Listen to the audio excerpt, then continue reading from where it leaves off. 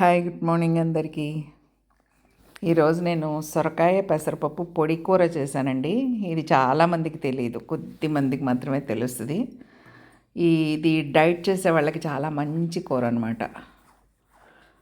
అలాగే బాగా చలవ చేస్తుంది ఈ కూర, చాలా బాగుంటుంది. చపాతీలోకి బాగుంటుంది, వైట్ రైస్లోకి బాగుంటుంది. ముఖ్యంగా నిమ్మకాయ పచ్చడి నెయ్యి వేసుకుని కలుపుకుని వేడివేడి అన్నంలో ఈ కూరను నంచుకుని తింటే భలే ఉంటుంది అనమాట. కొంచెం అల్లం, పెసరపప్పు నానబెట్టేశాను, కొంచెం అల్లం కోరుకున్నాను. అల్లం తర్వాత పచ్చిమిరపకాయలు కూడా కొద్దిగా అలా కోరేసాను అనమాట, చిన్న చిన్న ముక్కల్లాగా. కోరడం అయితే జరిగింది. కొంచెం పచ్చిమిరపకాయలు బాగా రాలేదు, కానీ అల్లం చాలా బాగా వచ్చింది.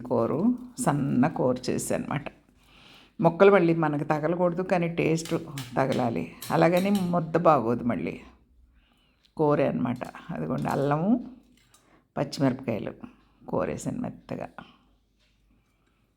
కొంచెం పెసరపప్పు నానబెట్టుకుని పక్కన పెట్టుకున్నాను. సొరకాయ ముక్కలు కోసి పక్కన పెట్టుకున్నాను. దీనికి ఉల్లిపాయలు వేయక్కర్లేదు. ఉల్లిపాయలు తినక్కర్లేదు అనుకున్న రోజుల్లో వండుకోవచ్చు ఈ కూర హ్యాపీగా. గానుగ నూనె వేస్తానండి ప్రతి కూరలోనూ. గానుగ నూనె చాలా మంచిది ఒంటికి, అందులో చలికాలం చాలా మంచిది. గానుగ నూనె మనకి శరీరానికి మేలు చేస్తుంది. ఇందులో కాల్షియం ఉంటుంది, నరాలకి నడుముకి పటుత్వం కలిగిస్తుంది అన్నమాట ఈ గానుగ నూనె అనేది. అలాగే మనకి దీంట్లో ఈ గానుగ నూనె కాగిన తర్వాత తాలింపు వేసుకుంటాం కొద్దిగా.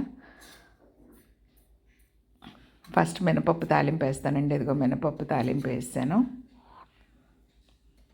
మినపప్పు తాలింపులో వేసిన తర్వాత కొంచెం ఆవాలు, జీలకర్ర, అంతే. దీనికి ఎండుమిరపకాయలు వేయక్కర్లేదు, వెల్లుల్లిపాయలు వేయక్కర్లేదు, ఉల్లిపాయ వెల్లుల్లిపాయ అసలు వాడక్కర్లేదు. దీనికి జీలకర్ర వేసాను. ఉల్లి వెల్లుల్లి లేకుండా చక్కగా వండుకునే కూర అనమాట ఇది. ఎండుమిరపకాయలు తీసి పక్కన పెడతాం కాబట్టి ఎండుమిరపకాయలు వేయక్కర్లా దీంట్లో. ఎండుమిరపకాయలు తాలింపులకి వాటికి అప్పుడే వేస్తాం, తాలింపు వేస్తాం కదా, అప్పుడే వేసి పప్పు తాలింపులకి అట్లాంటి వాటికి ఎండుమిరపకాయలు వేసుకుంటే పచ్చడి తాలింపులకి ఎండుమిరపకాయలు తినేయచ్చు చక్కగా. కొబ్బరి పచ్చడికి, టమాటా పచ్చడికి అట్లాంటి వాటికి అనమాట. ఈ తాలింపు వేగిపోయిందండి. కరివేపాకు లేదు, కరివేపాకు ఉంటే వేసుకోవచ్చు, కరివేపాకు లేదు. అల్లమును పచ్చిమిరపకాయలు వేసాను కోరి. ఇది బాగా వేగిన తర్వాత సొరకాయ ముక్కలు వేస్తున్నాను.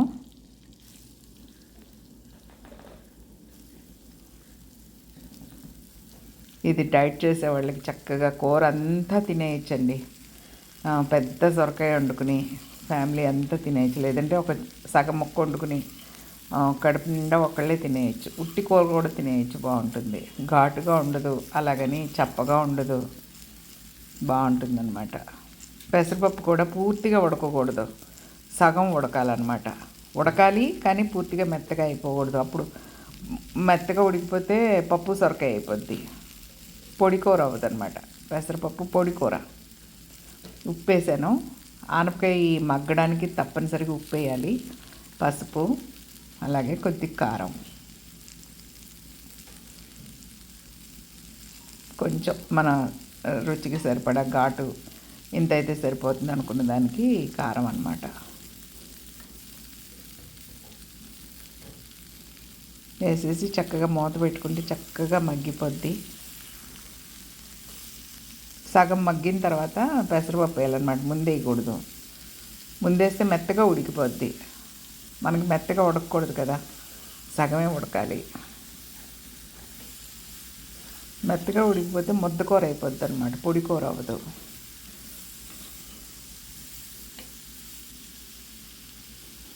ఉప్పు వేసాం కాబట్టి మూత పెట్టేస్తే కాస్త మగ్గుతుంది అనమాట. ఇప్పుడు పచ్చినీరంతా బయటకు వస్తుంది. పచ్చినీరంతా బయటకు వచ్చిన తర్వాత అప్పుడు మనం సిమ్లో పెట్టుకుని పెసరపప్పు కూడా వేసుకుంటాం. ఇప్పుడు ఈ స్థితిలో మనం పెసరపప్పు వేయాలన్నమాట.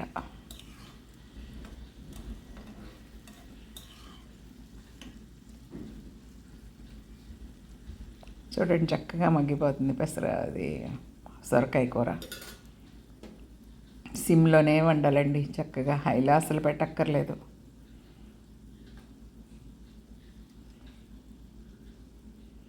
ఆ వేడికి ఉడికిపోద్ది అనమాట. నానిన పెసరపప్పు కదా, చక్కగా ఉడికిపోద్ది.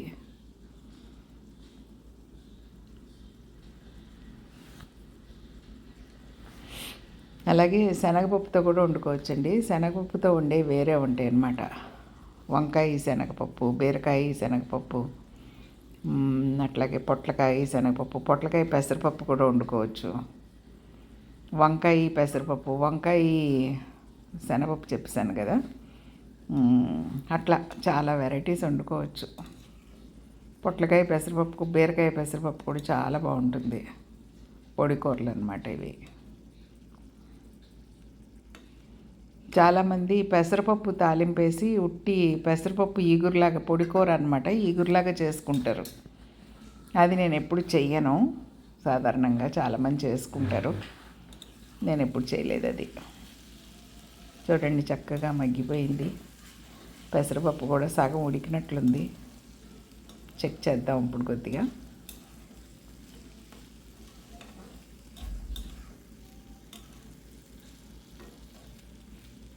చిన్న లైట్గా అల్లం టేస్ట్ ఉంటుంది దీనికి. లైట్గా అల్లం టేస్టు, చిన్న చిరుకారం, అందులో చాలా బాగుంటుందండి కూర. నాకు చాలా ఇష్టమైన కూరల్లో ఇది ఒకటి అనమాట. చూడండి ఇంకా నీరు వస్తుంది లోపల నుంచి.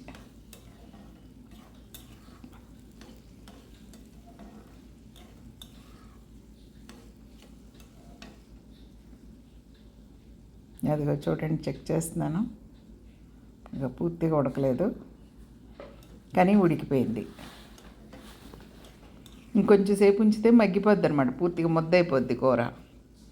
అందుకని ఆపేయాలి. ఇంకా దీనికి మసాలాలు అట్లాంటివి ఏమి వేయక్కర్లేదు. వేసుకుంటే కొద్దిగా చేతికారం వేసుకోవచ్చు కానీ వేయక్కర్లే, అల్లం వేసాం కాబట్టి ఇంకా అవసరం లేదు.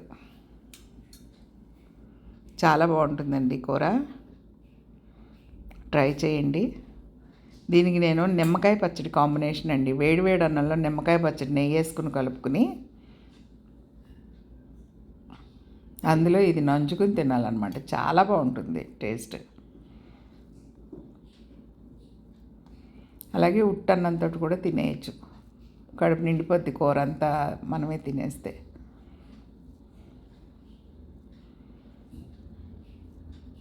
గ్యాస్ రాదు, తేనుపులు రావు, ఈజీగా అరిగిపోయే కూర.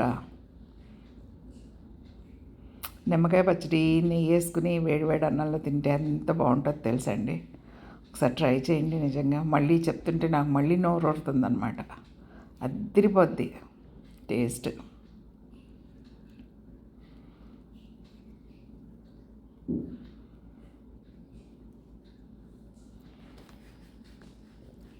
టేస్ట్ బడ్స్ సాటిస్ఫై అయిపోతాయి అన్నమాట చక్కగా. థ్యాంక్ యూ ఫర్ వాచింగ్ అండి. ఈ వీడియో నచ్చితే లైక్ చేయండి, షేర్ చేయండి. సబ్స్క్రైబర్స్ అందరికీ నా ధన్యవాదాలు తెలియజేస్తున్నాను.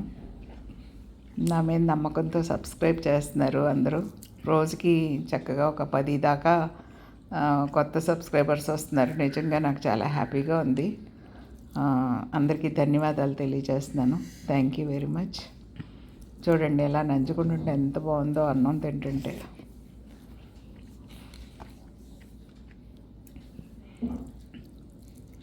ఈ కూర కూడా కలుపుకుని తిన్నాను. నిజంగా అద్భుతంగా ఉంది కూర. లైట్ టేస్ట్, చక్కగా సింపుల్ టేస్ట్, హ్యాపీగా తినచ్చండి. చక్కగా డైజెస్ట్ అయిపోద్ది. తిన్నా 2 గంటల్లో డైజెస్ట్ అయిపోద్ది. ఒంటికి పట్టేస్తుంది హాయిగా. దీనిలో ఏమేం ప్రోటీన్ ఉందో, లేకపోతే ఏం విటమిన్స్ ఉన్నాయో అవన్నీ మనకు అందుతాయి శరీరానికి చక్కగా. చాలా బాగుందండి కూర. ట్రై చేయండి అందరూ. Thank you very much.